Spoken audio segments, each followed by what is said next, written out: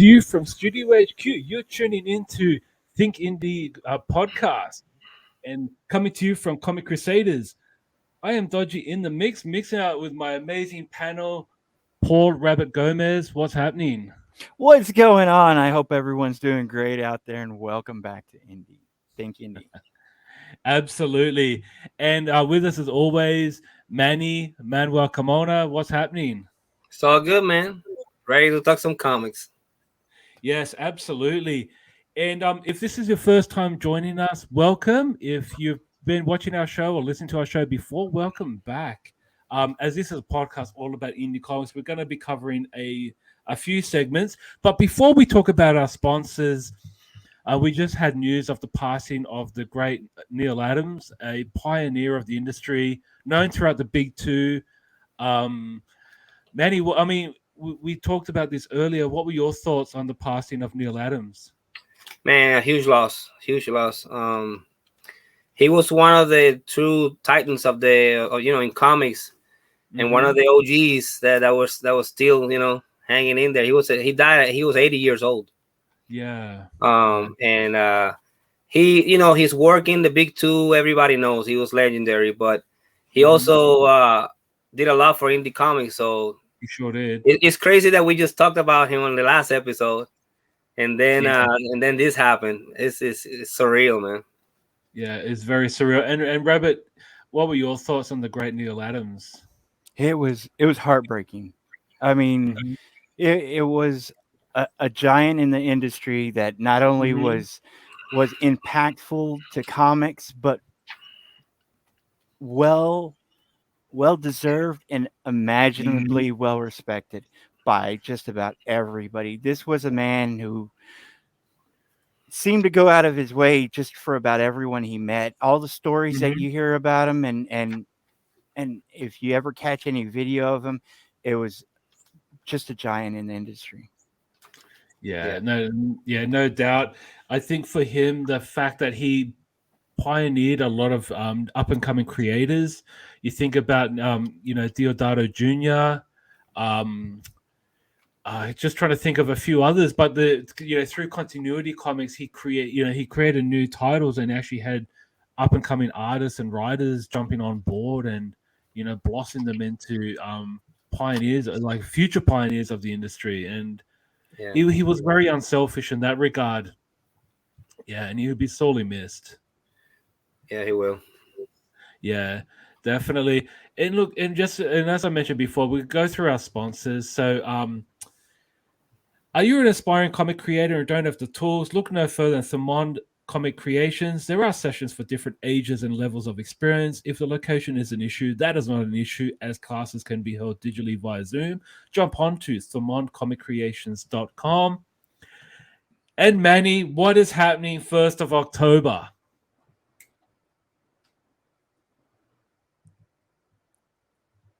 I think Manny's frozen. So 1st of October is Buy Indie Comics Day. If you're a creator like as all of us are, please reach out to your local comic book stores. Make it an event. Celebrate local creators. It's basically Artist Alley in your local comic book store.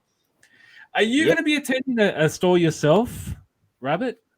I don't think I am for a Buy Indie Comic Book Day. I've been reaching out and trying to talk to a few people.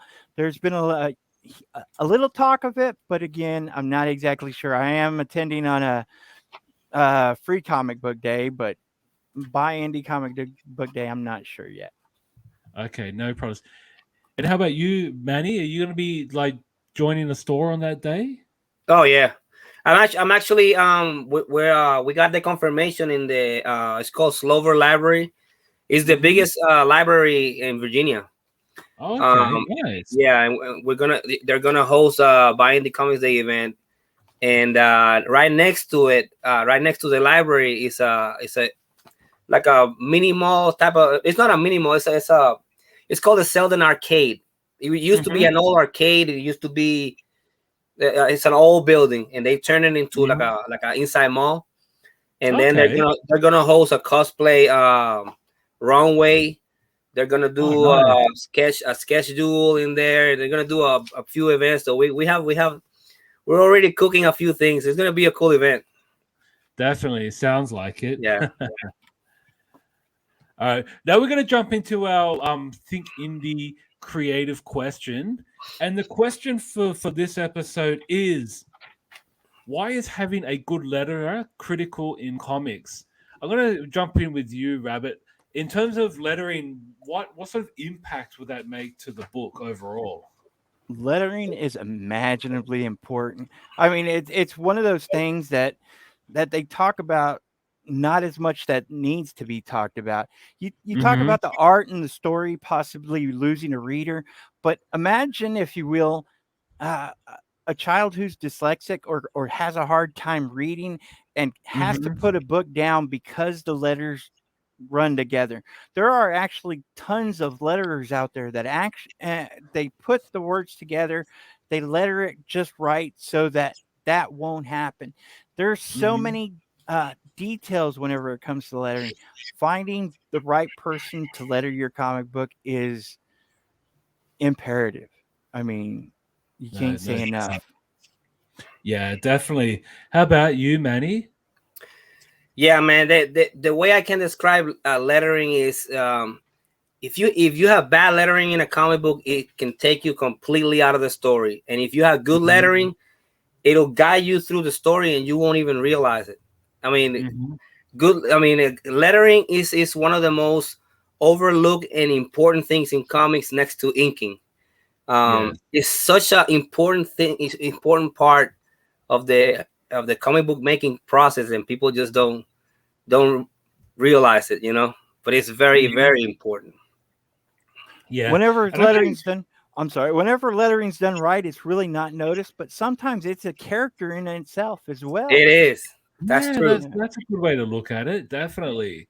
Yeah. So what I was going to say is, I think if you look at people who've really specialized in lettering, look no further than Richard Starkings, because he's a guy that made lettering sexy. God, yes. Yes.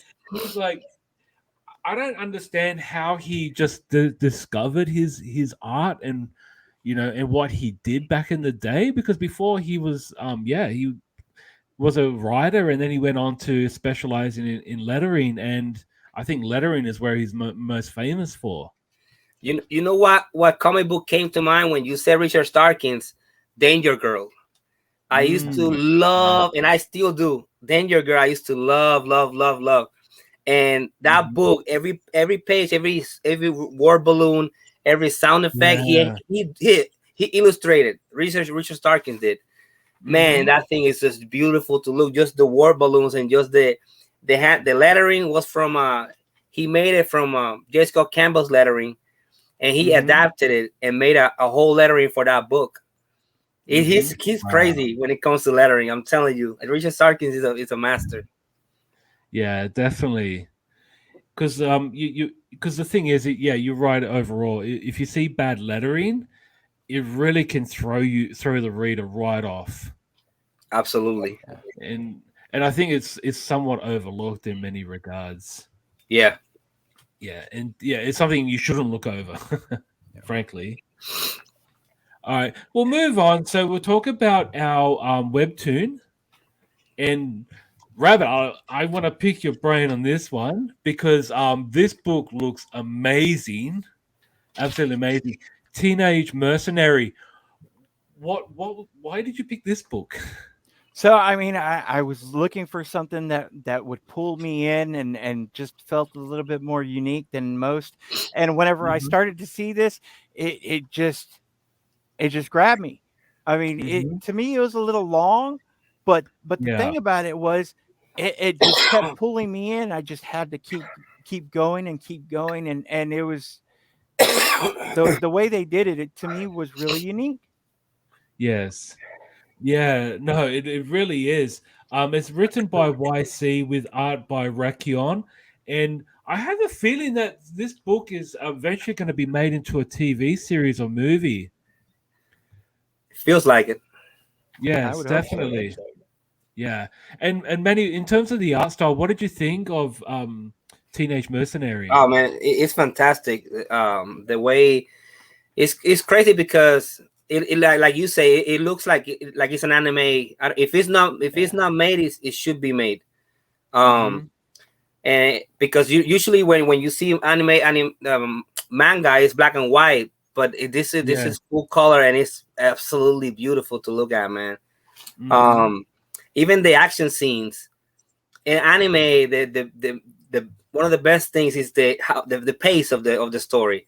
When the action scenes come, it's a blur, and in this story, you see they have to show you the actions, obviously, because it's 2D, it's an illustration, but they do it in such a way that you feel like it's moving, you feel like it's coming at you. You feel the vibration when they hit somebody or they shoot somebody. Oh yeah, man. You're there. You feel like you're there. So yeah, they did an amazing job. I think this is a Korean book. It is Korean, yes. Right? It is Korean. Yeah. So yeah, this is, man. I loved it. Never heard of it, but yeah, I loved it. Yeah. One thing I did notice that the pages are quite long, so the lettering almost becomes its own individual page. So you go from art images to the lettering, and then to another piece of art, then to lettering or sound effects. But in terms of the pacing of the story, Rabbit, what was the biggest drawback? What was the biggest thing you pulled out of it? Well, and the main thing about the story was it did flow so well. It captivated you and kept you on the edge of your seat, and it stopped at that cliffhanger time. One of the things that I loved is whenever they started the next one, they brought you back with the sneak peek of what had happened before, and you don't see that often. But they did it in a unique way where it wasn't exactly like the panels or the graphics before. They intertwined it with some new stuff as well. So they made it feel like not only you were getting that recap, but the story was moving along. And to me, the lettering and the bubbles and the way that they had just enunciated everything, whether it was the way people were talking or the way they were like whispering without any bubbles, it was just it was great. Yeah. And I think this would probably be better suited for it, like maybe a TV series like Squid Game or something along those lines, because it really does have a very realistic tune to it. Not so much with this like science fiction or fantasy. It's more like just an actual story of what could happen in real life without any fantasy aspects. But just to give viewers out there or listeners out there just a bit of a gist of the show, it's a character named Lee Jin-yu. He lost his parents in a plane crash and became stranded in a foreign land, and he's forced to become a child mercenary, hence the name Teenage Mercenary. So it really is, it's basically a hodgepodge of action and violence. But if you are a fan of Squid Game, I think you would really, really enjoy this. Do you guys think the same? Yeah, I definitely do. And it to me, it had that feel of captivating a story in a unique way, because it did talk about bullying and really covered that aspect that most things don't seem to jump into as far as this did. Yes, definitely. Yeah, definitely one to pick up if you're after something. We always get surprised with Webtoon and just how much great stuff comes out of there. And like we will always say, just check out Webtoon, look for something new. And if you get something fresh, even better, because then you don't have to read back so many issues. But yeah, this one was definitely fun to read. Check it out. One thing I want to say, since we're talking about Webtoons, my son he just turned 12 years old, and my son was reading the other day. He was on Webtoons, and I never told him about Webtoons. So I was looking at him, and I was like, "What are you watching on your phone?" And he's like, he showed me, and I look at the top, and it said Webtoons, and I'm like, "Oh my god, I'm so proud of you, my son." Don't cry. It's like, what are you reading? We'll put it on the show later. Yeah, right. Exactly. Why not? Yeah, definitely. Right. Yeah. All right. So we'll move on to Indiegogo, and bit of a challenge to find something good. Something different. And I chose this one in particular. It's called Ghost Story, Double Stars by Falkenstal. So this is a creator from Switzerland with art by Thiện from Vietnam, and the artist is actually hailing from a comic book studio called Light Comic Studio, I beg your pardon, based in Vietnam, that just specialize in illustrations. And I've got to tell you, the art in this book is mind blowing. The overall publisher studio is Gavelock Studio. And oh man, the art in this looks really amazing. Manny, I'm going to ask you about the art in this book. What did you think? Yeah. The art is something. It's really, it's amazing, and not only that. Since it's funny because we were talking about the lettering. The lettering is great as well. The way they did it, but everything about this artwork works, and it's crazy because it's almost anime, but it's not quite. It's not so much manga that somebody that doesn't like manga won't get into it. It's like a hybrid between American and manga, but I mean the character designs, the stories. This was a really good book. Yeah, I would argue that I'd say it's like hybrid European and manga.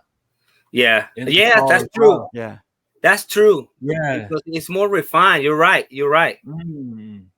But Rabbit, what did you think of Ghost Story Double Stars? I thought it was definitely unique in a different way. Though, I mean, seeing the art, it really captivated me and it pulled me into that story as opposed to the other way around.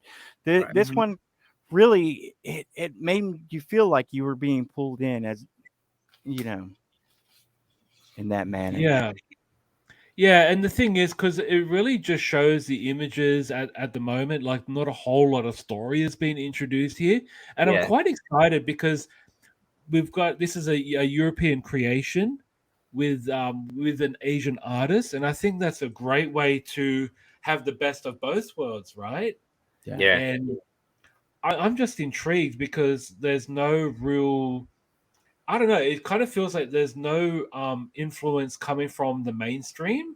So I'm like, for me, this is a real back burner in terms of trying to find out what the story is about.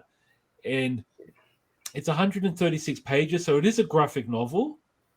And it looks to me like this is a science fiction / film noir type feel, like, thinking of the older science fiction movies from back in the day. And I'm truly excited to actually check this out. Yeah. They look the character design. They look, oh man, they look amazing, but they look scary as hell, man. Yeah. You look at that mask. Whew. Yeah, and I just love how they wrote Ghost with the GH, and then you've got like the 057 as the OST. I think that's pretty amazing. That's very original. And I think that's one thing that really grabbed my attention is the title doesn't look like Ghost Story, and I think that's how it's supposed to be pronounced. But by reading at first glance, you just see GH 057. And your brain, the way your brain works is there's actually I can't remember the name, but the brain works in a way that if you have a whole paragraph and you change a few numbers, a few letters with numbers, your brain will read it like the word, and you won't even realize it. I can't remember the word that they used to describe it, but yeah, that's a thing. But yeah, no, I can't think of it either. But yeah, it looks pretty dope. Definitely check it out. Ghost Story Double Stars by Falkenstal with art by Hoàng Thiện from Light Comic Studio. Definitely check them out. But yeah, I mean, look at that. The art's amazing. Now we're going to move into the book review. And Manny, you brought this book up a few weeks back, and I really wanted to understand why you chose this. This is Space Cat by Ed Siomacco. If I'm butchering your name, but why did you choose Space Cat? Well, I saw a video of the creator on TikTok. Yeah, but this comic right here, the image we're seeing right now, he came up with that in 1995. Yes, and then I think that's that's a few pages and it ends. And then he came up with the current version, which is the one that I saw him draw. Yes. And I was like, how is this not a movie? How is this not an animated movie? It was so amazing. Oh, there it is, man. It's so freaking. Look, I love everything about this. Everything. The coloring, the character design, the QC factors, the way he draws mechanical stuff, the story, the pacing. I mean, this is as perfect a comic book that I would read. And it goes. He has a few chapters in it, and it's crazy because it's not something that I would be automatically into just by looking at it. Because it looks like it's more for like an old age story or whatever. But as you keep reading it, you're like, man, it's like an animal version of Star Wars or something like that. It's like, you know what I'm saying? Like he's like Buzz Lightyear or something like that. He goes, he fights pirates, space pirates and stuff like that. Oh my god, I love this story, man.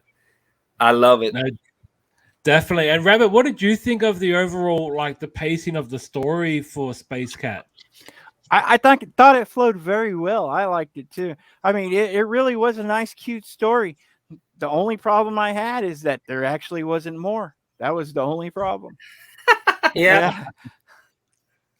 Come on, Ed, pull your finger out. No, man. But you're right, Manny. We're going back to the 95. So that was because when you go through spacecat.com and read back to the very first page, it takes you right back to the 1995 illustration. So when I was like looking at it, I was like, oh. And I didn't look at the year. I just looked at the imaging, and then I went on to the next page, and I thought, oh, okay, the cat looks completely different. I was like thinking back to the way you look at Mickey Mouse, right? Because when you look at Mickey Mouse from 1929 to how he looked in 1941, from 1941 onwards is kind of what we see today still. Right. But you do see the transformation, how Mickey changes his appearance to come up with the times. He becomes more polished, and that's what I thought. And I was like, I'm so happy that there is that transformation, so viewers can actually check this out and say, oh yeah, look, the artist did create this cat quite a long time ago, and he just looks completely different. The story's different, and you're right with the coloring, though. The coloring is amazing, and I love how it's like got the pink, black and white, and here we see the green and red with the black and white as well. I just think it's amazing how they just keep the two or four color code. The consistency there is amazing. The color is just barely enough that it shows you what he wants you to see. He don't overpower it. You know what I'm saying? Like, and that's the beauty. That's the beauty of when you know what you want to convey, and you don't have to put extra stuff in there. You know what I'm saying? To tell the story. And it was just the right amount, not only of the story, but the pacing and the art. All of it together just seemed to flow very well, and there's no way you could really say anything bad about it. It really pulled you in every way. Yeah, and the action is. I just love the use of the scratch lines and just to basically be more involving with the speed and the action sequences. Just loved it. I really did. Yeah. Yes. Oh man, I love that. Came out as a trade too. I have a feeling this came out as a trade. I need to have it. I need to buy it. I've seen it on Dr. Google. It's basically the Japanese cover, and I was wondering if that's actually real or I don't know. But it looks dope. So I want to get the obviously the English version, but that'll be fun to have it, as a coffee table accessory. Yeah, I'm sure my boys would love that. So I'm gonna go ahead and buy that thing. Yeah, definitely. They can read it. They can read it, but it's mine. Monday, me. Tuesday, you, maybe. Wednesday, you, maybe. Oh, this is not how you pass the pages. This is how you pass the pages. Oh, no. No Terry Pager, thank you very much. But yeah, definitely check it out. Spacecat.com. Even if you just Google search Space Cat by Ed Siomacco, that's Siomacco. Definitely check it out. You will not be disappointed. And the fact is, too, guys, it's free. You can just go in and read it. That's it. That's it. It's crazy. That's the best part. All right, moving on. So we're going to talk about what's up, and I was quite blown away by this because just knowing me, like I just look at covers and not pay attention sometimes to the publisher because what's up is what's up with Astro City, and like to see this back with Image, I thought was just shocking, absolutely shocking, because this book came out in 1995 under Image. They went to Homage Studios, which was owned by Jim Lee, then Wildstorm. And then when Wildstorm got bought out by DC published it under Vertigo. And to have it back with Image, I think is a massive circle, which I did not expect. Now back with Indie Comics. Manny, Astro City, was this a book that you were reading back in the day, or what were your thoughts on this? Man, you know what? I've never actually read Astro City, and I've always wanted to. For one reason or the other, I've never actually sat down and read one single book until I read this. It's almost like I was always behind, and I never got the first comic, so I was like, man, I'm too far in. I'm never gonna be able to catch up unless I have it in like an omnibuy or whatever a huge graphic novel. But when I read this, it was exactly what I thought it was gonna be, and I loved it. I mean, from the cover to the inside work, I absolutely loved it because there's so much history there, and they have a way to tie it in with like actual events. They tie it with precedents, and it's so well written, man. It's crazy. I mean, I only found one little gripe, which we'll talk about a little bit later. But for the most part, it was exactly what I thought it was gonna be, and it just bums me out that I've never actually read all the previous iterations. How about you, Rabbit? Have you ever read Astro City? No, I've never read it. I did know about it, and I was kind of surprised that it had gone to Vertigo. I did hear about it switching from one to another, but I was never a big fan of it. I had a friend who was, and they used to tell me about it, and I'd seen a few pages here and there. But it was a beautiful book reading it. It really was. It kind of made me feel like I should have picked it up back then, because this really was great. Yeah. And I mean, this is one of the first ongoing series where you had Alex Ross illustrating the covers, because he actually created the concept art for then Brent Anderson to actually go in and actually illustrate as an ongoing comic book. So the concept art, like all the designs of the costumes and everything else, was created by Alex Ross. Brent Anderson just drew them ongoing. Wow, I did not know that. Yeah, and it's basically, to give you an example of what Astro City looks like, it's like the fly on the wall in the world of superheroes. So everything is not like, it's like an anthology, but not really an anthology. It's like they just show different segments of what's happening throughout a city, in a world full of superheroes. And the character that we see on this cover here, his name is Samaritan. So Samaritan is like their version of Superman. And, obviously he does his best to protect the city, but the city is full of people who are aware of superheroes and what they think of superheroes. And it's very ingenious. It's almost like what we could have expected from, say, Superman back in the 1950s. And I mean, the art on the covers are just mind blowing. Yeah. Even though it did go to Vertigo, it still had the creators. And we see Comic Craft here on the cover. Comic Craft is the Richard Starking lettering studio. Yeah. I actually couldn't remember the name off the top of my head until I saw it just then. But yeah, you still had the same creators. You got Bisiuik, you have Anderson, and then Ross. like enough said. Yeah, When no it comes doubt. to Astro City. And the Astro City that we read for the show, which was the first one being republished by Image Comics, was actually a one shot, and just gave us a taste of what you'd expect from Astro City. So just going into the book, Rabbit, what did you think of the Astro City one shot by Image?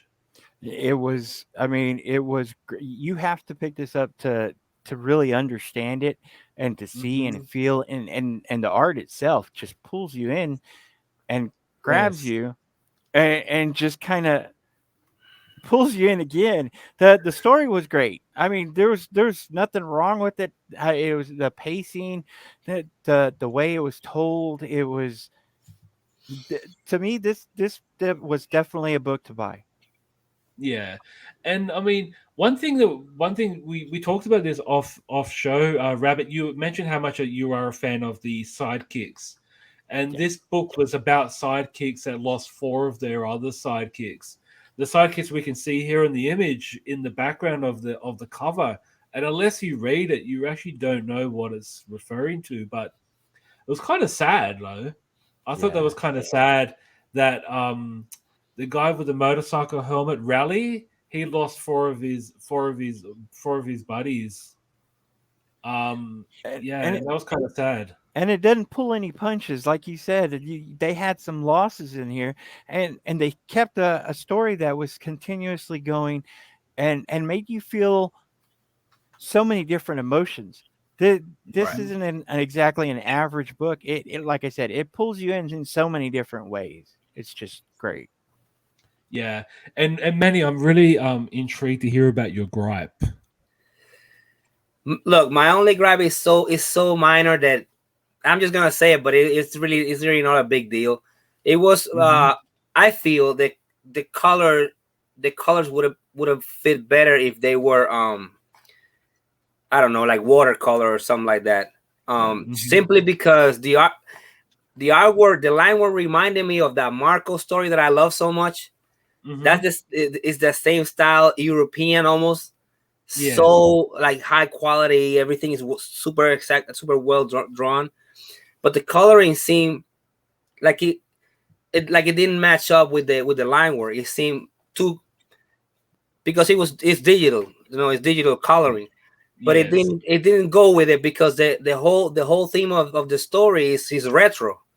Hmm. It's like in the past. It's almost your that story is in 1969, the one we read, Yes. and it's almost like it took me a little bit out because I'm expecting to see something in the past, but it looks so modern. You know what I'm saying? But it's I mean it's something very minor. It's just me being anal about it.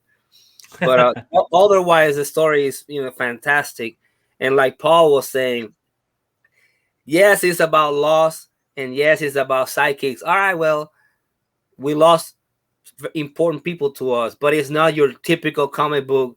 No. We're all gonna follow in their footsteps. It's so many. Everybody's feeling so many different Mhm. things, which is how it would be in real life. Yeah. If you no, not everybody deals with loss the same way. So some of them want to follow their footsteps, the footsteps of their mentors, but at the same time, other ones are like, I don't think this is for me. This is too much. The rivet, the robot guy, he's Mhm. like, I want to go explore, but then they're probably gonna use that information For for the wrong bad. purpose. Yeah. It's so many things happening at the same time. You're like, Yeah. holy crap, man, this is super well written. And the Yes. crazy part is, Exactly. for me personally, I've never seen these characters before. I had no background on them, no idea who they are, Mhm. and I already feel like I want to read more of these characters. Like Mhm. they're very, very well fleshed out. And Yeah. the thing about it is, it did have so many different aspects going on, and whenever most comic books do have all that stuff going on, you get lost. But with this Mhm. story, it laid it out so well. It had this one character wanting to be older, and then this one character wanting to go do this, and Yeah. then you had that aspect of the loss of the other characters as well. But it laid it out and was really nice and smooth about it. Like I said, this was definitely a great book to pick up. It was. Yeah.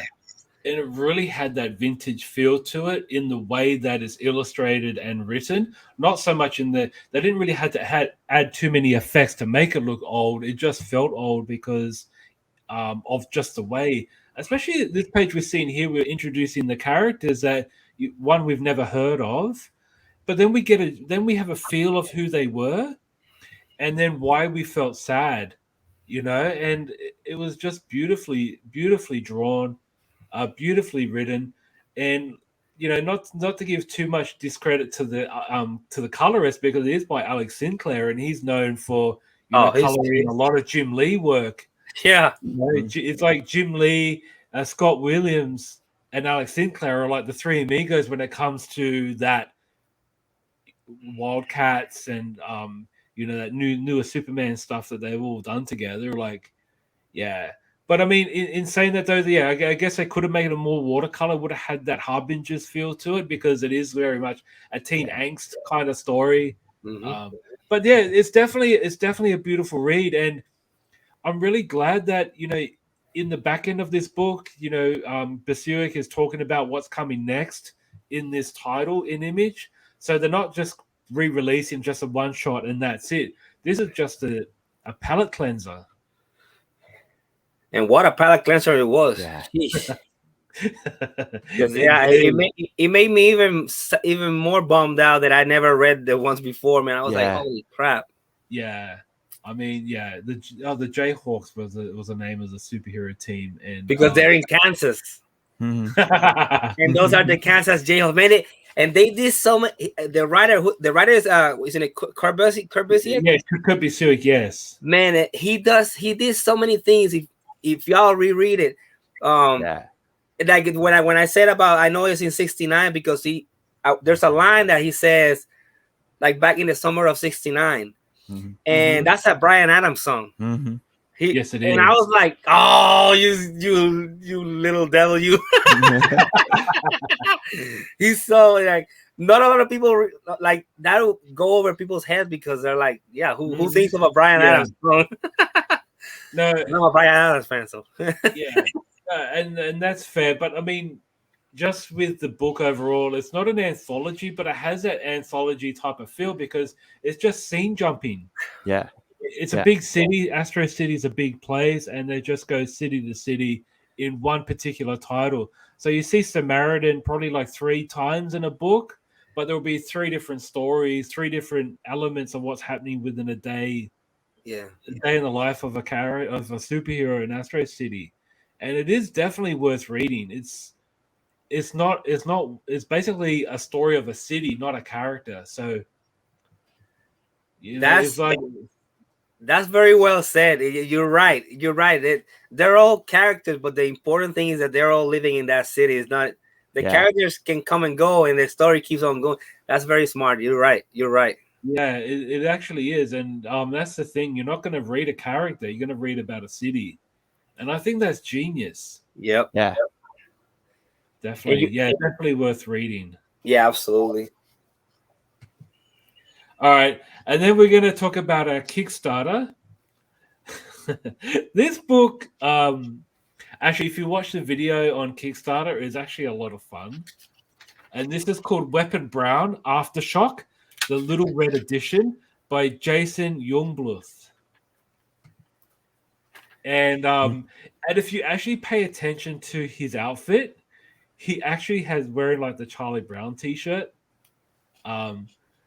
This book looks so freaking awesome.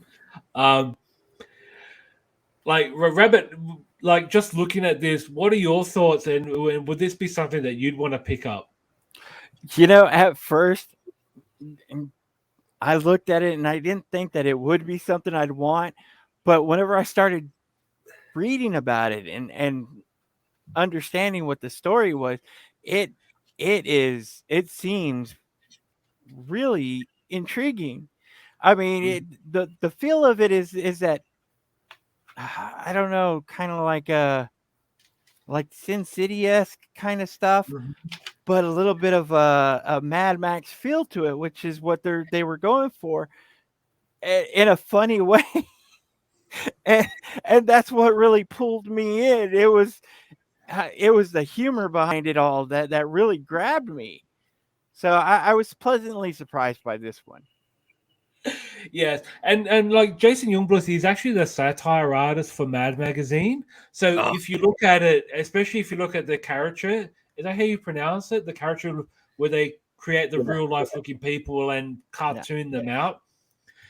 He's the king of that, and you can see it in the art. It's pretty amazing. Manny, what are your thoughts on the artistic aspect of Weapon Brown? Man, it's amazing. This line work is incredible. I mean, oh my god, look at that. Everything about this I love. It has that feel of that book that I love so much, the Red Sonja, Red, White, and Black. And it's the same thing. It's basically red, black and white with a little touch of red, and it just pops, man. And the artist knows how to use it. He knows how to use the red, where to put it, and man, it's exactly like Paul said. It's like a Mad Max type of. It almost feels like Lobo, if you think about it. It's that funny space world, but it almost feels like Sin City at the same time. So, man, what's not to love, really? And definitely. Also, one of the things that we were talking about earlier is like the lettering and stuff. If you notice, the lettering just jumps out at you, and it pulls you from one thing, and it makes you crack up at certain times. The lettering in this stuff was one of the things that really pulled me in. Yeah, so lettering cannot go wrong, folks. You know, you got to make sure that your letterer is good at their job. Yeah. Before you release your book. But one thing that intrigued me with this here, you got the snap, crackle, and pop in the bottom panel here. But doesn't he look like one of the Cocoa Pop's 3 mascots? Yeah. I mean, am I wrong? Like, no. I haven't seen, what were they called? The three little characters? Oh my goodness. Cocoa Pops. It was they were called Snap, Crackle, and Pop, weren't they? Yeah, Rice Snap, Crackle, and Pop. Yeah. But isn't that funny? You got one of them. It looks like one of the characters. It does. No, but I think this is like a piss take. You know, if you're after a book that's just really much a satire of everything we mentioned, Lobo, Sin City, this is really just a piss take. And I think this is what we need sometimes, escapism in a way that just makes fun of the stuff that we love. Yes. Yeah, no doubt. We can't take everything so seriously and just have fun with it, but you really got to just pay attention and just love the art. Man, yeah. Don't get it twisted. Just because it's satire doesn't mean the artwork isn't amazing. The artwork is something else. Yeah. I mean, I can just sit there and just look at these panels for hours. No doubt, man. Yes. Sheesh. It's like we've gone from like a very, very fine, very simple art to in these few panels here is so detailed. Yeah. I just love how this cyborg dude's just drinking petrol out of the hose. Yeah. Dang. Man, seriously. I think, look, to be honest with you, this is probably one of the few books I'm going to back. Seriously, yeah. And then look at this. Yeah, this is full-blown Sin City. Yeah. But, I love this page, yeah. And I just love how the lettering is in red. Yeah. Oh, my goodness. Yeah. Whew, this actually looks amazing. So, if you actually want to get a printed copy, $25, you get it signed. So even that's value in itself. I wonder how many pages it has.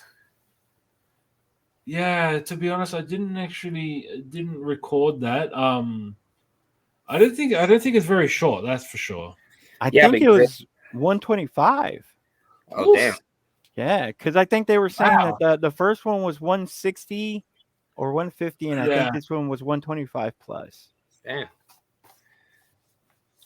Yeah, I mean, seriously, it's like it mentions here, and it's a parody. It's a parody piece from Peanuts to Calvin and Hobbes, Bloom Country to Boondocks. It's basically jam-packed, notorious parodies from everything that we love from our childhood. So why not? Yeah. Why Seriously, not? why not? Yeah, give it to us, please, Jason. Jason Youngblood, Weapon Brown, Aftershock, the Little Red Edition. Definitely do yourself a favor and check it out. Would this be something that you'd want to pick up, Manny? Absolutely. Absolutely, I will pick that up. And I'm pretty sure I'm gonna back it. Yeah. How about you, Rabbit? Yeah, definitely. I mean, there's not a lot of books that make me laugh half as much as just seeing this Kickstarter did. It really Yeah, was. no doubt. I mean, it really pulled it out of me. It really did. But when you look at it from the cover, you really wouldn't see that. And that's the thing. It's like it's a parody book in disguise. Yeah. Yeah. Really is. And you know, from this point, and today is God, what is the date today? 29th of April. Yes, the 29th of April. And at this point here, you know, it's sitting at 24,000 Australian dollars. And said, yeah, 17,000 US, 17,880 US dollars. So definitely check it out. Still got a few days to go. Get this book backed. It's nearly there already.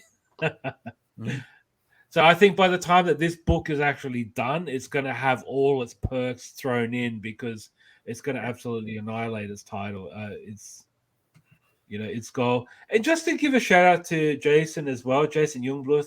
You know, he's created 5 books, but he's also backed another 25.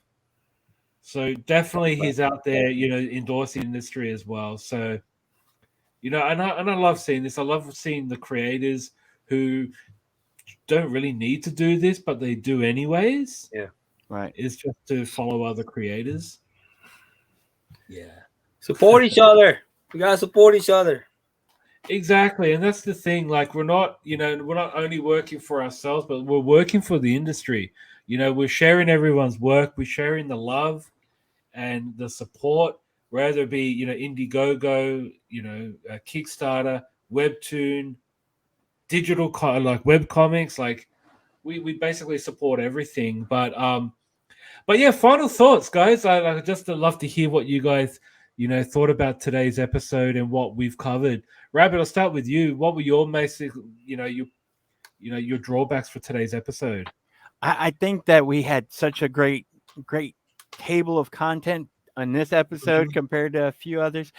Half the time you have all these books that we're looking at, and you just don't see such great work that we did today. Most of this stuff that was on our show today was definitely different from each other, but you could see how great it was. That's true. Yeah, definitely. How about you, Manny? Man, it's crazy how we started from being gloom and with the death of Neil Adams, and then we move on to such amazing books. So it makes me happy because, you know, his legacy and all these amazing creators' legacies live on, which is basically what we're trying to do. We're trying to create and push forward that huge legacy that these all the creators have you know, paved the way for. Yeah. And I just, you know, I'm just happy that we get to spend this time talking about this amazing comic that otherwise we probably never even heard of. Exactly. And I think my biggest pull out is basically the lettering. You know, we talked about lettering in the creative question, and we've been mentioning it throughout nearly every book that we've covered today. And I think that's an amazing testament to the talents of the letterers out there, and that we should really support them and praise them. Get their name on the cover as well of your book if they're you know, doing the, you know, solid work with the lettering. They've got to be on the front cover or be in the credits at least. Definitely. Talk about them. Yeah, absolutely. Well, I mean, guys, thank you so much for joining us for another episode of Think Indie Podcast from Comic Crusaders. I'm Dodgy with my good friends Rabbit and Manny. Thank you so much for joining us. Please click like and subscribe to get more amazing content from Comic Crusaders, and also go to comiccrusaders.com and have yourselves a great night. And let me find that.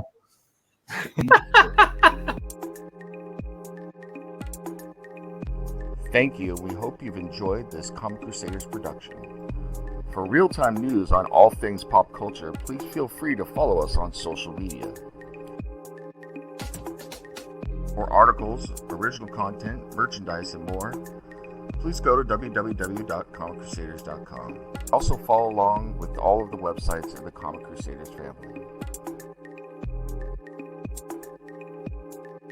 As always, if you like this content, please click like and subscribe to the Comic Crusaders YouTube channel.